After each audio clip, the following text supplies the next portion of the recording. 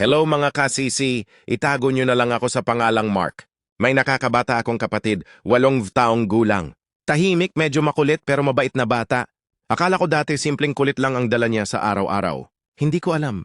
May dinadala na pala siyang tanong na hindi niya maitanong kanino man, kundi sa akin.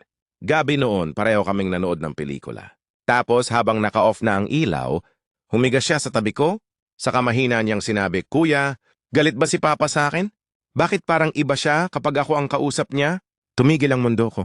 Hindi agad nakasagot ang bibig ko, pero ang puso ko parang binagsakan. Tiningnan ko siya. Yung batang nagiiwan pa ng tsinelas sa hagdan, natutulog habang nakaplay sa YouTube. Hindi niya alam ang totoo, pero ako, alam kong hindi siya anak ni Papa. Isang malaking sikreto ng aming pamilya. Noon ko pa nalaman nung bigla akong kinausap ni Mama isang gabi habang umiiyak. "Ikaw lang muna, anak." Hindi pa niya kaya. Kaya nga ako ang piniling pagsabihan. Kasi ako raw ang mas matanda. Ako raw ang mas makakaintindi. Pero sa totoo lang, hindi ako handa. Tiningnan ko siya ulit. At ang nasabi ko lang, "Wala kang ginawang mali. Stress lang si Papa siguro." Tumango siya, pero hindi siya nangumiti. Hindi rin siya tumingin. Tumalikod lang siya, tahimik. Simula noon, hindi na ako makatulog ng maayos. May kung anong bigat sa dibdib ko.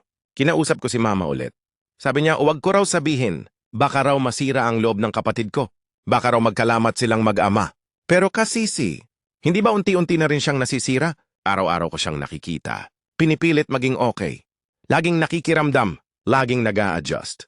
At minsan, hinihiritan pa rin ni Papa ng mga salitang hindi ko maintindihan kung biro ba o pasaring. At ako lang ang nakakakita sa pagitan. Ako lang ang nakakaramdam ng distansyang hindi niya alam kung saan nanggagaling. Hindi ko alam kung tama pa bang itago.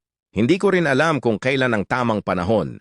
Pero ang alam ko, hindi niya kasalanan kung paano siya tinitingnan. At hindi siya dapat palaging nag-a-adjust para sa mga damdaming hindi sa kanya nagsimula.